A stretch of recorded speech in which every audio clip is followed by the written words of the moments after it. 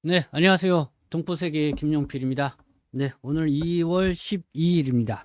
오늘은 좀 여러분들에게 좀 사건을 하나 말씀을 드리고자 하는데, 이와 관련돼서 여러분들은 이미 좀 들어보신 분들도 많이 있을 것 같습니다. 근데 뭐 여러분들이 좀 들어보시고 좀 도움을 주시거나 아니면 제보를 해주시면 감사하겠습니다. 이 경기도 파주시 이 금천동에 위치하고 있는 요양병원에서 발생한 일인데요. 이 중국 동포 이 간병인과 관련된 사건입니다. 이미 5일 전 지난 2월 7일자로 국내 언론 방송에도 많이 보도가 돼서 아마 듣고 아시는 분들 적지 않게 있을 거라고 생각합니다. 이 사건 내용을 좀 요약해서 말씀드리면은 지난달 1월 달입니다. 이 요양병원에서 요양 중인 90대 할머니가 사망하게 되었는데요.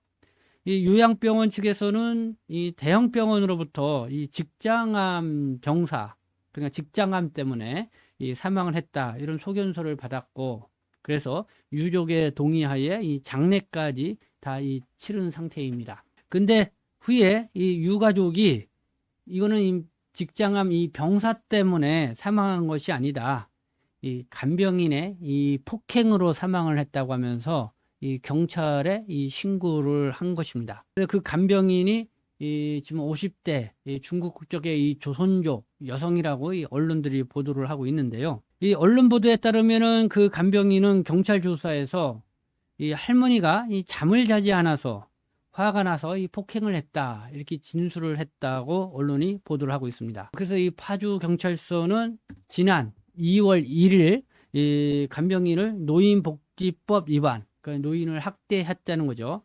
그런 혐의로 이 불구속 송치를 했다. 그러니까 이 사건을 이 검찰로 이첩을 했다, 이렇게 보도를 하고 있습니다. 근데 이 불구속 송치를 했다는 것은 그러니까 구속하지 않고 불구속으로 송치를 했다는 것은 그 노인의 사망이 직접적으로 이 간병인의 폭행에 의해서 사망했다고 입증할 수 있는 뭐 정확한 이 근거 자료가 없기 때문에 이렇게 했겠죠. 네, 뭐 그렇게 좀 판단이 드는데, 이 언론 보도를 보면은 유족은 이 폭행 사실을 알았던 것으로 파악이 됩니다. 근데 그때는 처벌을 원치 않는다고 이 처벌 이 불원서까지 냈고요.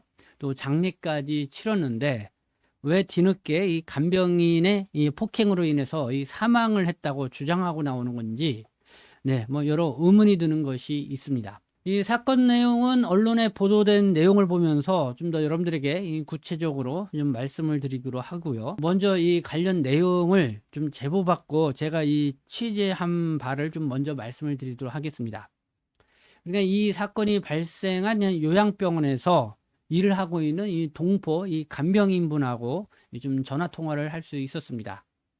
네, 뭐 파주시에 있는 금촌동에 있는 한 요양병원인데, 네, 이 병원의 규모가 상당히 크더라고요. 뭐 한 7층 규모의 한 간병인들이 한 50여 명 정도 이렇게 일을 하고 있는 걸로 알고 있습니다.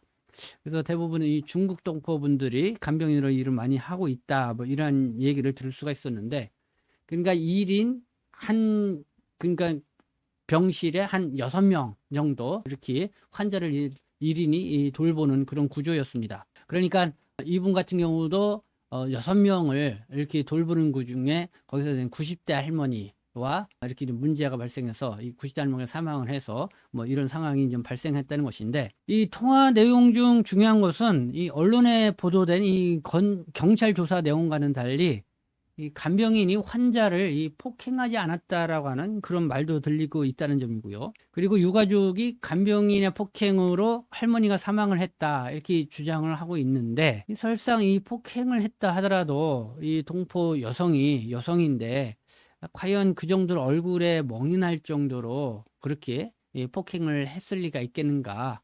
그렇게 죽을 정도로 이 폭행을 했을 리가 있겠는가? 그러니까 이 간병인을 하셨던 분들을 보면은 이렇게 좀 노인분들 약간 좀 치매가 있거나 그렇게 하면은 좀 밤에 잠도 잘 안 자고, 그리고 이렇게 뭐랄까요, 약간 좀 정신적 불란 뭐 이런 거를 일으키게 되면은 상당히 애로를 많이 겪는다고 합니다. 그냥 간병인도 이제 인간이기 때문에 어쨌든 이런 극한 상황에 이제 이를 수가 있다는 것인데, 그래도 뭐 거기서 일하시는 저런 간병으로 일하시는 분들이 거의 초보자는 없고 어느 정도 이 경험이 있는 분들이기 때문에 거기에 따라서 잘 이렇게 좀 대처를 한다는 거죠.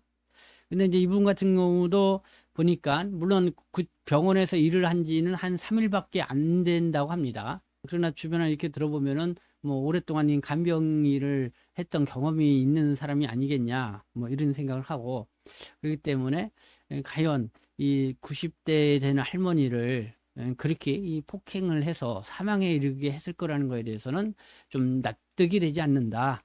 네, 상식적으로 이해가 되지 않는다. 네, 이렇게 반응하는 이 동포분들도 있다는 것입니다. 그래서 그 간병인은 현재 이제 불구속 송치가 됐으니까요. 그래서 이제는 검찰 조사를 받게 되겠죠. 근데 그 요양병원에는 없고 아마 좀 다른 곳으로 간 것 같습니다.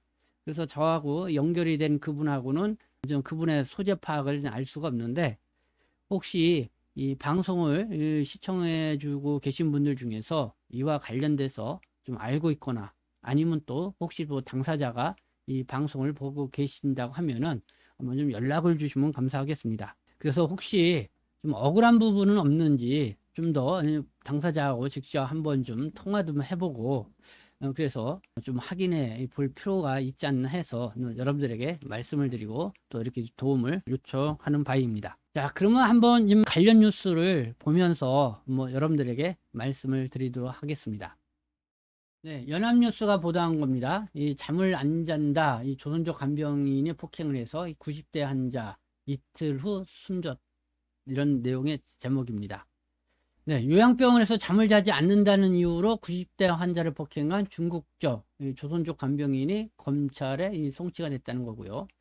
폭행을 당한 90대 할머니는 이틀 후 병사 진단을 받고 이틀 후 숨졌지만은 유족들은 간병인의 폭행으로 사망했다 이렇게 주장을 하고 나오고 있습니다. 그래서 경기도 이 파주경찰서 이 노인복지법 위반 이 노인학대 혐의로 이 조선족인 50대 여성 A씨를 지난 2월 1일 불구속 송치를 했다 이렇게 이치를 밝혔다는 내용이고요. 그리고 이 간병인이죠. 지난달 10일 1월 10일이 되겠습니다. 이 파주시 금천동의 한 요양병원에서 자신이 돌보던 90대 여성 이 B씨, 그냥 90대 할머니가 되겠죠.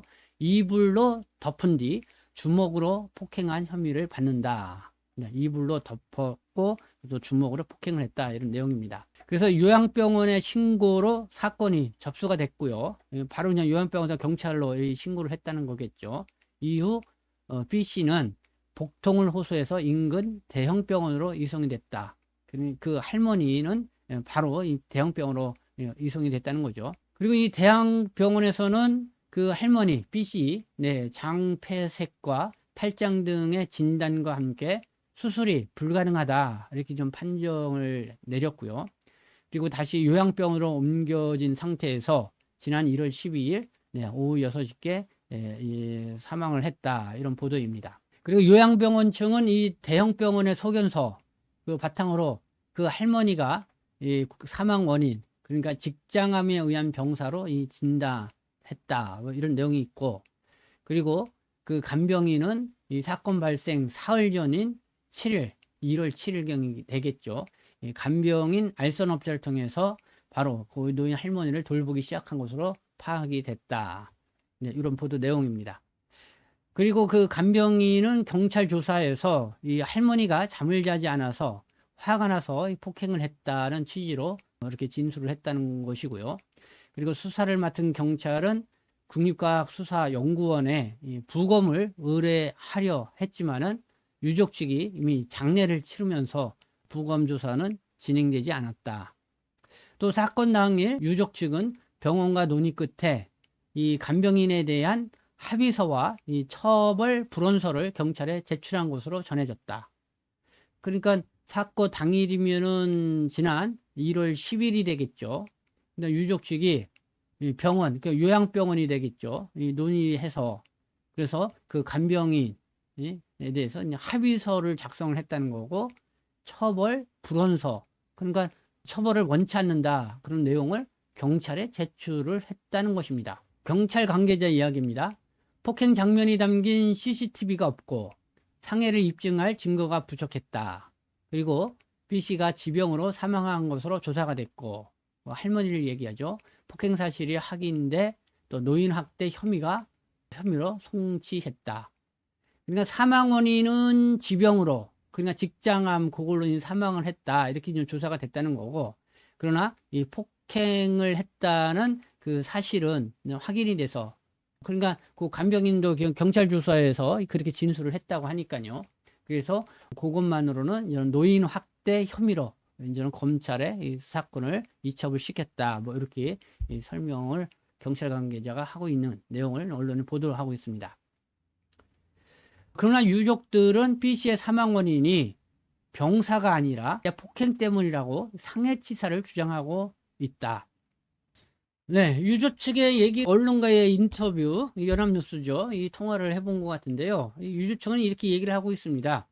그러니까 병원과 이 간병인 알선업체에서 이 간병인이 도망갈 수 있다며 합의를 종용을 해서 그때 사건이 일어났을 때 그 당시에는, 그리고 또 그 할머니가 살아 계신 상태였기 때문에 어쩔 수 없이 합의를 했다. 이렇게 주장을 하고 나왔다는 것입니다. 그리고 그 할머니가 거동이 불편을 해서 2023년 이 요양병원에 입원을 했다는 것이고요.